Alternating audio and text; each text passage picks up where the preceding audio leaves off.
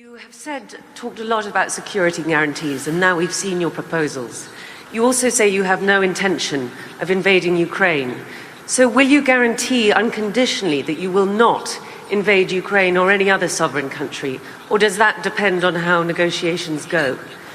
And another question, what is it, do you think, that the West does not understand about Russia or about your intentions? Thank you.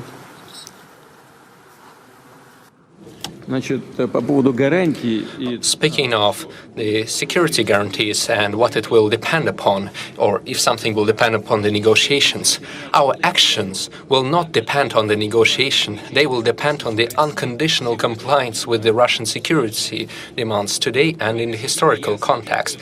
In this sense, we have made it clear that any further NATO movement to the east is unacceptable. There is nothing unclear about this. We are not deploying our missiles over at the borders of the US. No. On the other hand, the US is deploying its missiles close to our home, on the porch of our house. So, are we demanding something excessive? We're simply asking them not to deploy their attack systems over at our home.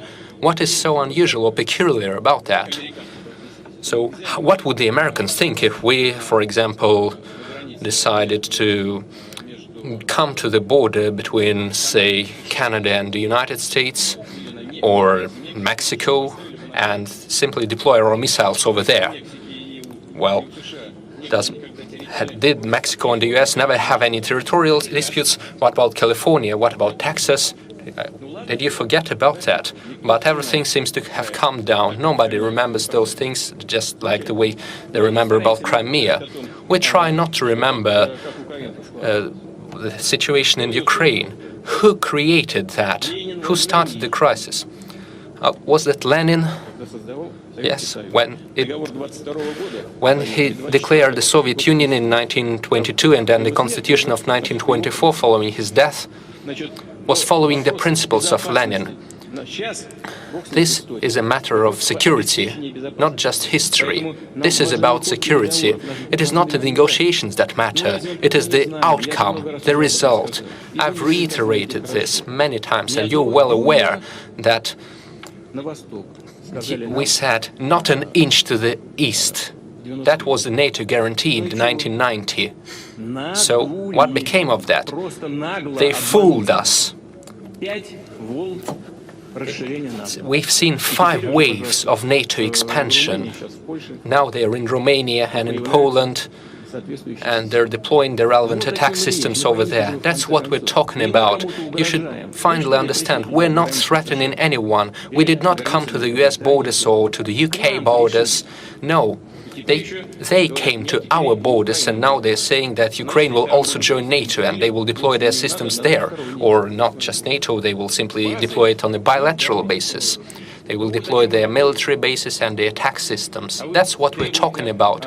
And you keep demanding some guarantees from us. You must give us the guarantees. It is up to you, and you must do this immediately, right now, instead of keep talking about this for decades. And use this small talk and soft talk about the need for guarantees of security for everyone. This is exactly what we mean. We are not threatening anybody.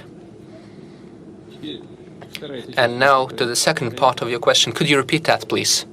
What is it that you think that the West does not understand about Russia or about your intentions? No, знаете что?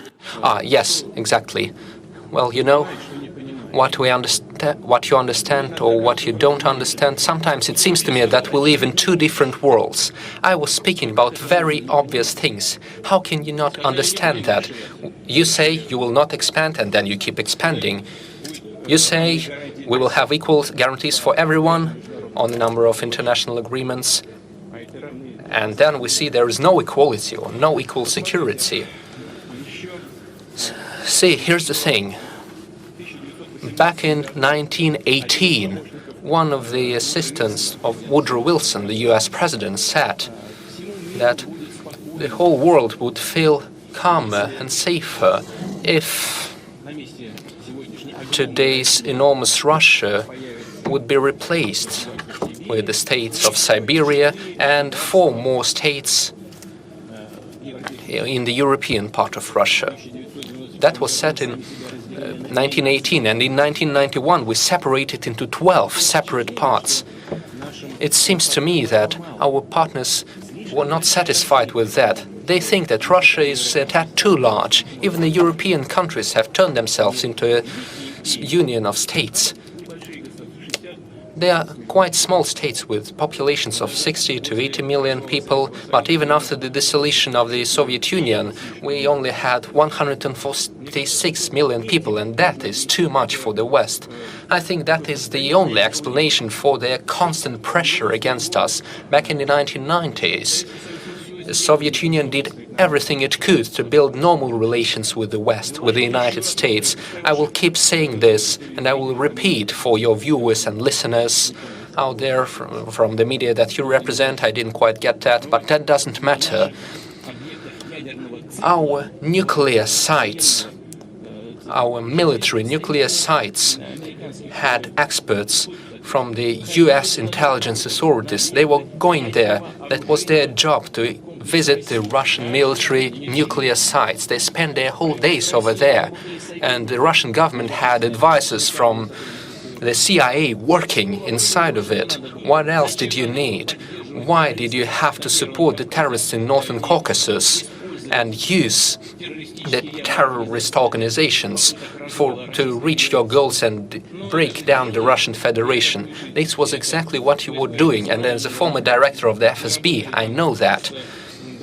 We were working with the double agents, and they were reporting to us on the tasks of the Western intelligence agencies. Why did you have to do that? You should have done something different, perhaps treat Russia as a possible ally and strengthen trust. But no, instead you tried to keep breaking us up. And then you started the NATO expansion to the east. We were saying, don't do that, you had promised you wouldn't. And they say, where is it put in written form? Nowhere. Well, then F off, and we don't care about your concerns. And every time we kept responding and trying to make obstacles, we were expressing our concerns about that. But they say no.